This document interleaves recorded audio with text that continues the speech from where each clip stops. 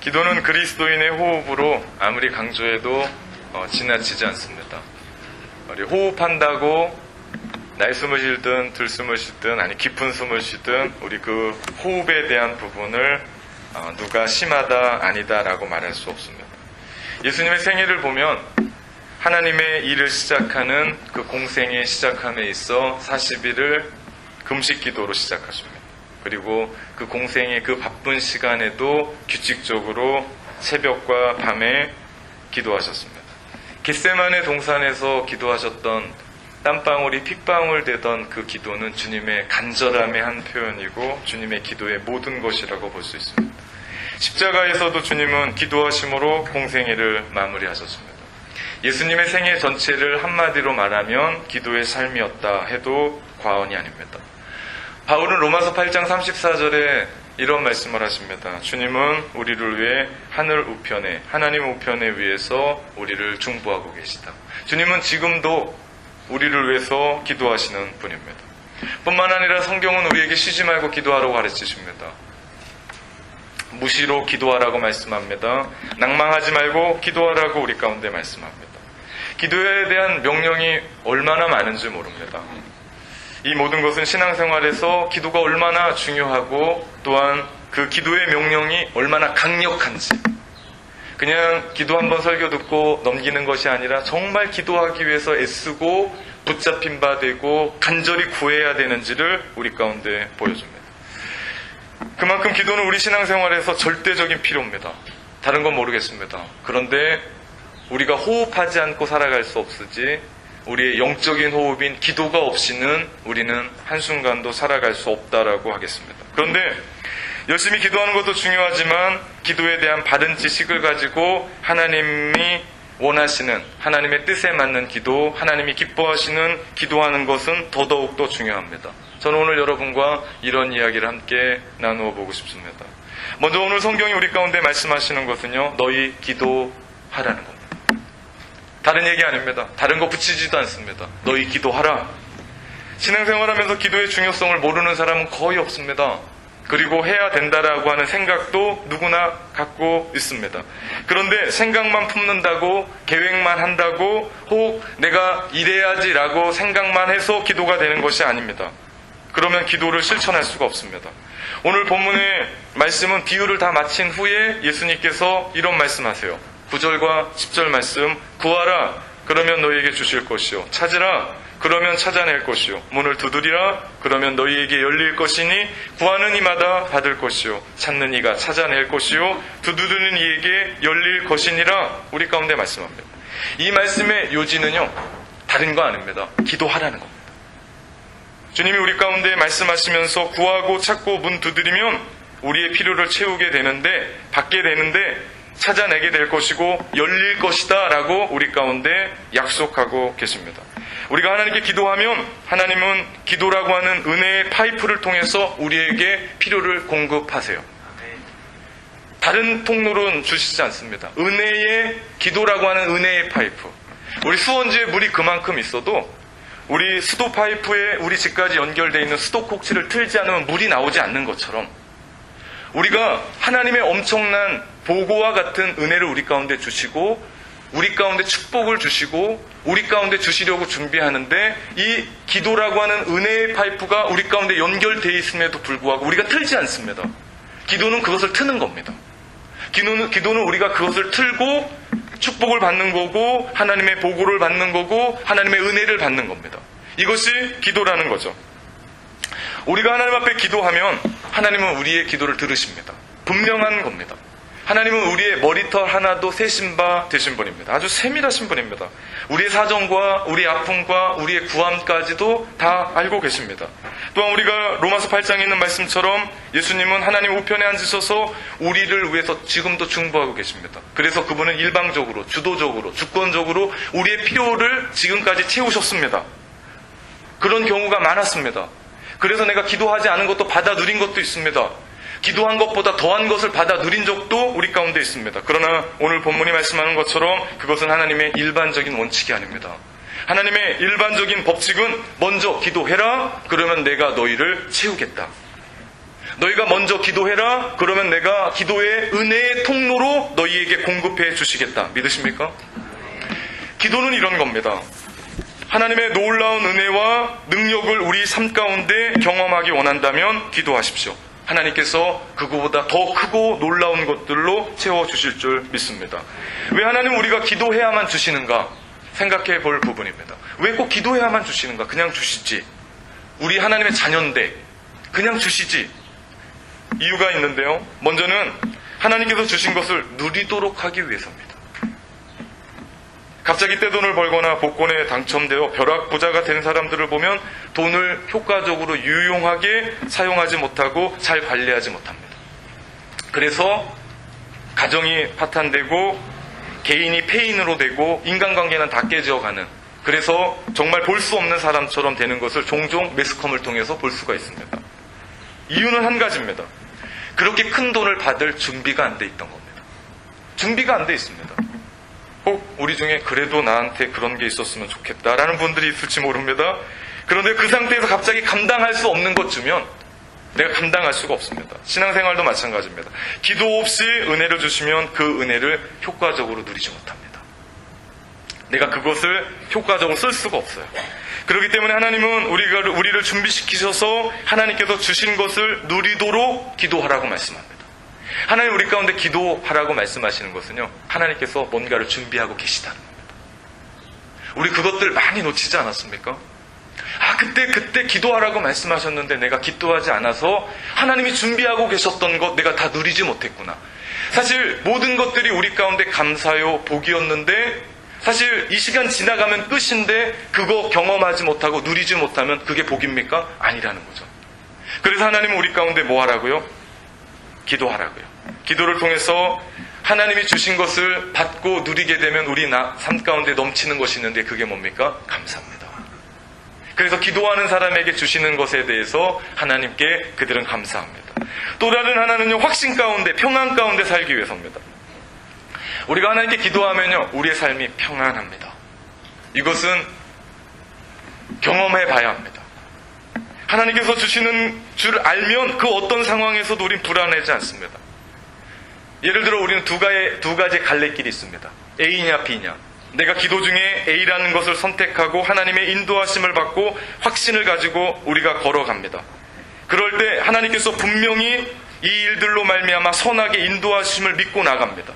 설령 내가 기도 응답을 받고 A라는 것을 선택하며 가는 길에도 우리를 넘어지게 하고 어렵게 하고 힘들게 하는 것들을 경험합니다. 그럼에도 불구하고 우리는 불안해하지 않습니다. 초조해하지 않습니다. 왜냐? 선한 일을 시작하신 주께서 끝까지 이루실 것을 믿기에.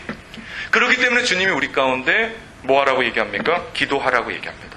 하나님께서 우리에게 기도하라고 하는 마음을 주셨다면 그것은 분명 준비시키는 것이고, 준비시킨다는 그 이야기는 하나님께서 우리 가운데 주실 것이 있다라는 겁니다. 그렇기 때문에 여러분이 설교를 듣든 말씀을 듣든 누군가의 조언을 얻든 이제는 기도해야겠다라는 그런 마음이 든다면 하나님께서 준비시킬 것이고, 더 나아가 우리가 기도해서 그것을 선택하게 된다면 평안과 확신을 가지고 이 땅을 살아갈 수 있게 될 줄 믿습니다. 기도해야 됩니다. 어떤 순간, 어떤 상황, 어떤 삶을 통해서라도. 이 자리에는 결혼하지 않고 우리 미혼의 사람들이 많습니다. 전 그들에게 이야기합니다. 여러분의 배우자를 위해 기도하십시오. 평생을 살아가야 될 그 사람인데 그냥 얼굴 보고 조건 보고 다른 거 본다면 10년 지나가 보십시오. 얼굴, 몸매 다 변합니다. 안 변하는 건 아무것도 없습니다. 기도해야 됩니다. 사업장에 중요한 사인을 앞에 놓고 여러분 기도하십니까? 여러분의 인생에 가장 중요한 어떤 순간을 놓고 여러분은 기도하십니까? 나의 전부다라고 이야기하고 눈에 넣어도 아프지 않은 자녀들을 위해서 여러분 기도하십니까? 분명 기도할 때 여러분 가운데 하나님은 그들을 준비시키시고 평안과 확신의 길 걸어가게 하실 줄 믿습니다.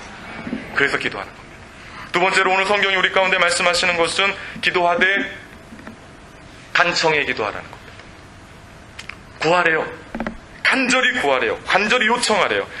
오늘 본문의 비유를 보면 떡이 필요한 사람이 나옵니다. 이는 정상적으로 떡을 구할 수 없는 사람입니다. 그의 가정은 가난할 수 있습니다. 그래서 부모가 자식들 먹이려고 좀 더 먹이고 자기들은 배를 조금 골고 지금 잠자리 들을 수밖에 없는 그런 가정일 수 있습니다. 멀리서 친구가 왔습니다. 오늘날처럼 SNS가 있고 메일이 있어서 나 언제 가니까 준비해가 아니라 갑자기 찾아온 겁니다. 문을 두드리는 겁니다. 근데 그 친구, 먼 길을 달려왔던 그 친구에게 대접할 게 아무것도 없습니다. 자기한테는 있을 수 있는 게 없습니다. 우리 집에는 쌀이 있어서 빨리 쌀을 씻고 밥을 안 치고 대접해 줄 수 있는 것이 있는데 그 사람에게는 자기 삶에는 정상적으로 그 떡을 구할 수 있는 방법이 전혀 없습니다. 그렇다고 그 친구에게 친구 우리 집이 가난하지 않은가 다른 집으로 가게 라고 할 수도 없습니다. 정말 오랜만에 본 너무나 소중한 친구입니다. 그렇다고 당신이 우리의 처지를 알지 않는가 오늘은 그냥 굶고 자세 이렇게 얘기할 수도 있는 게 아닙니다. 예의가 아닙니다. 그렇다면 이 친구는 나를 위해서 여기까지 온 이 친구를 위해서 자기 동네에 떡을 가지고 있을 만한 그 친구네 다른 친구네 집에 가서 문을 두드려야 됐습니다. 늦은 밤입니다. 두드리기도 어려울 때입니다. 그런데 그는 문을 두드립니다. 떡을 달라고. 여보게 무슨 소린가 나는 이미 잠자리에 들었네. 나의 자식들도 잠자리에 들었네. 난 줄 수가 없네. 그런데도 계속해서 두드립니다. 오늘 8절 말씀에 그런 얘기입니다. 내가 너희에게 말하노니 비록 벗됨으로 인하여서는 일어나 주지 아니할지라도 줄 수가 없다는 겁니다. 그런데 그 간청함으로 인하여 일어나 그 요구대로 주리라. 저 친구에게 안 주면 밤새 문 두드릴 것 같습니다. 저 친구에게 문 일어나서 떡 안 주면 새 덩어리 안 주면 밤새 우리 집은 잘 수가 없을 것 같습니다. 그래서 친구로서는 가서 주지 않을 수도 있어도 그 간청함으로 인해서 주님이 주시겠다. 그렇게 준다라고 얘기합니다. 간청하면 그 밤에 요구대로 친구도 주는데 우리 하나님 앞에 간청하면 그 간청하는 소리를 들어주시지 않겠냐는 겁니다. 여러분 정말 간절한 기도가 있습니까? 생사를 넘어 내가 붙잡아야 될 기도가 있습니까? 저는 왜 기도 않냐고 이야기할 때 전 한 가지 얘기합니다. 아직 덜 급해서 그렇습니다. 아직 갈급하지 않습니다. 죽기 살기 앞에 있다면 난 기도할 수밖에 없습니다. 그러면 간청합니다. 간청의 기도 간절히 하나님께 매달립니다. 때로는 금식합니다. 내가 밥 먹을 시간이 없는 겁니다. 내가 철야로 기도합니다. 내가 산을 찾아가서 산기도합니다. 때로는 하나님 앞에 목을 놓아 하나님 앞에 부르짖으며 내 기도 들어달라고 기도하는 겁니다. 이와 같이 생명을 걸고 기도할 때 하나님께서 우리의 원하는 것들을 이루어 주신다라고 오늘 말씀하십니다. 물론 오해하지 말아야 될 것, 우리가 무조건 간청한다고 다 들어주시는 거 아닙니다. 우리가 무조건 떼쓰라는 얘기가 아닙니다. 오늘 본문 말씀은 11장 2절에서 4절 말씀에 보면 주님께서 우리 가운데 기도를 가르쳐 주시는 주기도문이 나옵니다. 너희는 기도할 때에 이렇게 하라. 아버지여 이름이 거룩히 여김을 받으시오며 나라가 임하시오며 우리에게 날마다 일용할 양식을 주옵시고 우리가 우리에게 죄 지은 모든 사람을 용서하오니 우리 죄도 사하여 주옵시고 우리를 시험에 들게 하지 마옵소서라고 주님이 기도를 가르치십니다. 주님께서 기도의 자세, 태도를 가르쳐 주기 전에 미리 얘기한 게 뭐라고요? 기도의 내용이라고. 기도의 내용은 너무나 중요합니다. 즉 하나님께 합당한 기도의 내용으로 간청해야 된다는 말씀입니다. 하나님께 하나님의 뜻에 합당한 기도, 하나님을 기쁘시게 하는 기도, 그런 기도를 우리가 하나님 앞에 올려드릴 때만 하나님은 우리의 기도를 들으세요. 그러지 않고 하나님의 뜻에 상관없이 하나님의 기쁘신 그 마음에 상관없이 우리가 아무리 소리 지르고 목을 쉬어가며 밤을 새워가며 기도해도 그 기도는 들어주시지 않는다는 말씀입니다. 우리도 자식이 뭔가 요청하면 모든 거 다 예스하지 않습니다. 어떨 땐 노합니다. 어떨 땐 기다리라고 얘기합니다. 우리 집의 아이들은 참 많이 듣는 게 기다리라는 얘기입니다. 기다려라. 기다려라. 이것이 요청의 응답이죠. 기도도 마찬가지입니다. 그런데 많은 사람들이 예스만 기도의 응답이라고 생각합니다. No! 기다려라. 이건 기도의 응답이라고 생각하네요. 우리 자녀가 조그만 아이가 아빠 칼 달라면 예다 하고 주는 사람이 없습니다. 그땐 no 합니다. 너 클 때까지 기다려라고 얘기합니다. 다 가서 부모에게 식사를 준비해서 칼 달라면 주는 거죠. 이런 겁니다. 하나님의 뜻에 맞는 합당한 것을 기도의 제목으로 붙잡고 간청하십시오. 하나님께 간청하면 그분은 들으시고 우리 가운데 반드시 응답해 주실 줄 믿습니다. 마지막 성경이 우리 가운데 말하는 것은요, 기도하라. 간청에 기도하라. 그러면 너희가 기도한 것보다 더 넘치게 주겠다는 겁니다. 이게 성경의 약속입니다. 기도하라, 간청에 기도하라. 그럼 너희가 생각하는 것보다 더 넘치게 우리 가운데 부어주시겠다는 겁니다. 11절에서 13절 말씀해 보니까 너희 중에 아버지 된 자로서 누가 아들이 생선을 달라 하는데 뱀을 주며 알을 달라 하는데 전갈을 주겠느냐. 너희가 악할지라도 좋은 것을 자식에게 줄 알거든. 육신의 부모도 자식에게 좋은 것 줄 줄 압니다. 그래서 땀 흘립니다. 그래서 노력합니다. 안 되면 빚까지 내서라도 등록금 되는 게 부모의 마음입니다. 좋은 거 줄 아는데 하물며 하늘에 계신 너희 영적인 아버지가 기도하는데 어떻게 하겠다고요? 더 좋은 거 주신다고요. 네, 아멘을 안 하시죠? 네. 다시 할게요. 더 좋은 거 주신다. 그래서 우리가 기도하는 겁니다. 물론 우리가 기도의 과정에 어려움이 있을 수 있습니다. 기도의 응답이 늦춰질 수 있습니다. 어떨 때는 힘들 수 있습니다. 정말 될까? 그런데 항상 보면요, 주님께서 우리가 생각하고 계획한 보다 더 넘치도록, 더 우리가 생각한 것보다 더 훌륭하게 아름답게 그런 일들을 만들어가는 것을 볼 수 있습니다. 이것이 하나님의 은혜 아닙니까? 그것을 우리가 지금까지 살아오면서 맛보고 살아가는 거 아닙니까? 그것 가지고 교회 안 다니는 사람에게 난 이렇게 살았다고 간증하는 거 아닙니까? 이것이 하나님의 은혜입니다. 그런데 오늘 본문을 보면 쉽게 이해되지 않는, 문맥과는 맞지 않는 기도의 결과를 말씀하십니다. 그것이 13절 말씀입니다. 하물며 너희 하늘 아버지께서 구하는 자에게 성령을 주시지 않겠느냐. 이 뜬금없는 소리 같습니다. 육신의 아버지도 자식이 생선 달라는데 뱀 주는 부모 없고, 알을 달라는데 전갈 주는 부모 없는데, 아무리 악한 아버지일지라도 자식에게 좋은 것 줄 알거든. 하물며 하늘에 계신 너희 아버지께서 구하는 자에게 마태복음에 보면 똑같은 이 말씀에 좋은 것 주신다라고 얘기합니다. 좋은 것 주신다. 그런데 오늘 누가복음에서는요, 그 좋은 것을 뭐라고 얘기합니까? 성령이라고 얘기합니다. 무슨 얘기입니까? 기도의 최고의 응답은 성령님이시라는 겁니다. 기도의 최고의 응답, 기도의 제목의 최고의 것, 그것은 뭐라고요? 성령님이시라고요. 그럼 우리 생각해 볼 수 있습니다. 왜 기도의 최고의 응답이 성령님인가? 난 지금 먹고 살기 힘든데, 난 지금 몸이 아픈데, 지금 나는 가족들을 위해서 기도하는데, 나는 지금 다른 것을 위해 기도하는데 왜 성령인가? 라고 의아할 수 있습니다. 제가 이걸 풀어보겠습니다. 이유가 있습니다. 먼저 오늘 본문과 연결돼서 얘기하는 말씀입니다. 기도의 응답을 받기 위해서 우리는 기도의 자세가 중요하다고 이야기했고, 특별히 기도의 내용이 중요하다고 얘기했습니다. 우리는 기도하면서 가끔은 이게 하나님의 뜻인가 고민할 때 있습니다. 우리는 가끔 기도하면서 이것이 하나님이 기뻐하시는 것인가 헷갈릴 때가 있습니다. 이런 면에서 기도의 최고의 응답이 성령님인 이유는요, 성령님이 우리를 진리로 이끄십니다. 하나님의 뜻대로 간구하게 하십니다. 그러니 그 성령님의 기도의 제목의 최고의 좋은 기도 제목이 성령님이신 그 이유는, 내가 그 성령님의 뜻대로 기도하면 기도가 응답되지 않을 기도 제목이 없다는 겁니다. 그렇기 때문에 기도의 최고의 응답이 누구라고요? 성령님이라고요. 그렇기 때문에 하나님이 기뻐하시고 하나님의 뜻을 아는 합당한 기도를 드릴 수 있기 위해서는 어떻게 하라고요? 성령님으로 우리가 기도해야 된다. 우리의 기도를 온전케 드릴 수 있게 만드신 겁니다. 또한 성령님이 역사하시면 우리의 기도는 간절해집니다. 간절해집니다. 예수님도 기도하실 때 주의 사자가 기도를 도왔습니다.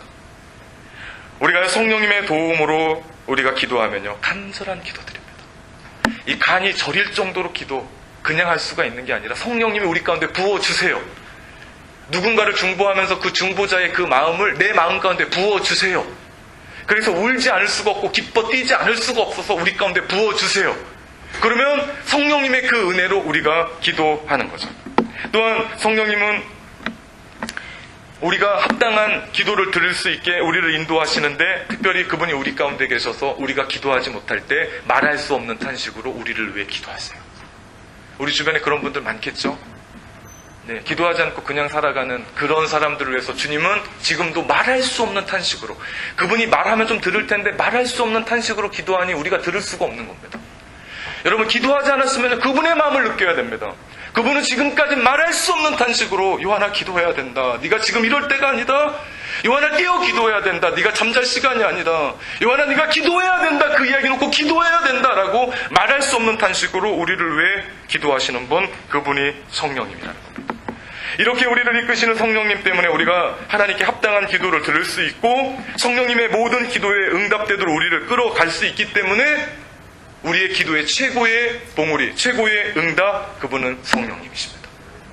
또 하나는요, 신앙생활 전체적인 면에서 보면 그렇습니다. 성령은 우리의 신앙생활의 근본이고 원동력입니다. 우리가 예수를 주로 고백할 수 있는 것은 내가 아닙니다. 우리 안에 계신 성령님입니다. 제가 목회하면서 수많은 사람 만나는데요, 정말 믿고 싶습니다. 믿고 싶습니다. 근데 믿어지지가 않습니다. 이런 사람을 만납니다. 근데 어떤 사람은요, 믿으려고 노력도 안 하는 것 같은데 그가 믿고 살아요. 이게 어떤 역사입니까? 성령의 역사입니다. 성령께서 역사하시면 내가 신앙생활 믿지 않을 수가 없어요. 교회에 나오지 않을 수가 없어요. 이것이 성령의 역사입니다. 어디 그것뿐입니까? 성령은 우리의 신앙생활을 성장시키고 능력 있는 삶을 살아가게 합니다.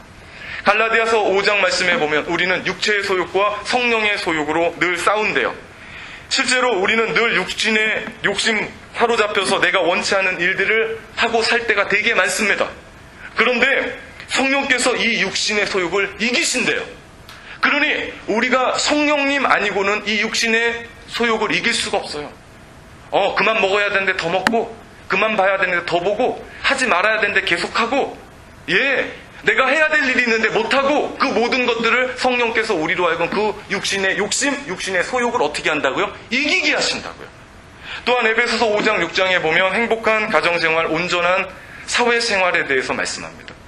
그런데 그 말씀 위에 보면요, 어떤 말씀이 있냐면 술 취하지 말라, 이는 방탕한 것이니 성령의 충만함을 받으라. 성령의 충만에 대한 이야기를 합니다. 무슨 얘기입니까? 우리가 성령 충만하면 하나님이 원하시는 가정생활하고 사회생활을 가능케 하는 원동력을 그 안에서 주신대요.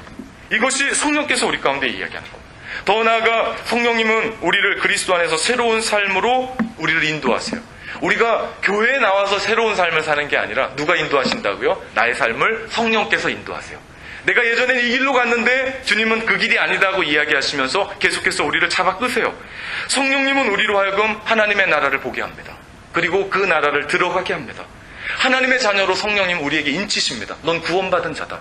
그래서 내가 어느 곳에 어떤 곳에 있어도 난 두려워하지 않습니다. 왜냐? 성령께서 우리 가운데 마음에 구원받은 사람으로 확신을 주시기 때문에 우리는 떨리지 않습니다. 우리가 성도에 교제합니다. 그것이 피자가 나오든 밥이 나오든 그것이 빵이 나오든 어떤 것이 나오든지 간에 우리를 한 마음과 한 뜻으로 묶어서 뭐하게 하십니까? 교제케 하십니다. 이게 누구십니까? 성령이십니다. 성령은 우리에게 은사를 주셔서 열매를 맺게 합니다. 주렁주렁 맺게 합니다. 그리고 성령은 우리의 죽을 몸을 살리십니다. 그분은 부활의 영이십니다. 그리고 우리를 다시 살리십니다. 성령은 우리로 하여금 하나님의 나라, 이 땅을 살아가면서도 의와 화평과 희락의 삶을 살아가게 합니다. 우리 곳곳에서 호흡이 끝나서 저 나라 가서도 우리는 하나님의 의와 희락과 화평으로 살아가게 합니다. 그분이 누구시라고요? 성령님이시라고요. 그렇기 때문에 그리스도의 삶이 처음부터 마지막까지 성령의 역사입니다. 한마디로 말하면 성령님을 모르면 신앙생활 헛한 겁니다. 아니, 신앙생활을 할 수가 없습니다. 그러니 기도의 최고의 응답, 성령님이실 수밖에 없습니다. 우리의 처음부터 끝이기 때문에. 기도의 최고의 제목, 기도의 최고의 내용이 무엇이어야 된다고요? 성령님이셔야 된다고요. 성령 충만케 하십시오. 성령 우리 가운데 부어주십시오. 성령의 충만함을 입고 내가 성령의 충만함 그 삶으로 살아가게 해주십시오. 이것이 우리의 기도 제목이 되어야 될 줄 믿습니다. 그럼 어떻게 해야 되나? 물론 성령님은 강권적으로 주권적으로 우리 가운데 역사하십니다. 그런데 오늘 본문의 맥락으로 보면요, 우리 가운데 말하는 건 한 가지입니다. 뭐라고요? 너희 기도해라. 너희 강권적으로 기도해라. 무엇을 위해서요? 성령의 임재를 위해서, 성령의 충만을 위해서. 두드리고 찾고 구하라. 그러면 주시겠다는 겁니다. 오순절 성령의 강림은 하나님의 구원 역사에 필연적으로 일어나야 됩니다. 기도를 하든 하지 않든 그 역사는 이루어나야만 구원의 역사가 흘러가는 거예요. 그런데 그럼에도 불구하고 제자들은 성령 강림과 충만을 위해 힘썼습니다. 기도했습니다. 그렇다면 우리가 성령 충만을 받고 성령의 능력을 경험하기 위해서 형식적으로 대충 기도로 끝내고 잠자리 들어가면 안 됩니다. 내가 성령에 대해서 느끼지 못하고 내가 성령에 대해서 알지 못하고 성령의 충만에 대해서 우리가 깨닫지 못한다면 초대교회 성도들이 끈질기게 집요하게 하나님 앞에 몸부림치며 구했던 것처럼 우리 그렇게 구해야 됩니다. 성령님 우리 가운데 보여주십시오. 허무한 시절 살아가고 아무것도 없다고 하는 세상, 내가 살아가는데 성령님만 없으면 내가 살 수가 없습니다. 우리 가운데 응답해 주십시오. 우리 가운데 성령을 달라고 기도할 때 하나님께서는 하늘문을 여셔서 우리 가운데 성령으로 부어 주실 줄 믿습니다. 이런 기도 우리가 하나님께 드려야 됩니다. 사랑하는 성도 여러분, 기도의 최고의 응답 성령님입니다. 기도합니다. 주여, 우리가 성령님을 기대합니다. 기도하는 자들마다 기도의 최고의 응답인 성령님을 경험하고 체험하게 하여 주소서. 성령님으로 하는 신앙생활 속에 주를 향한 헌신과 희생, 주님이 우리에게 주시는 기쁨과 평안으로 우리의 삶을 이끌어 주시옵소서. 예수 그리스도의 이름으로 기도합니다. 아멘.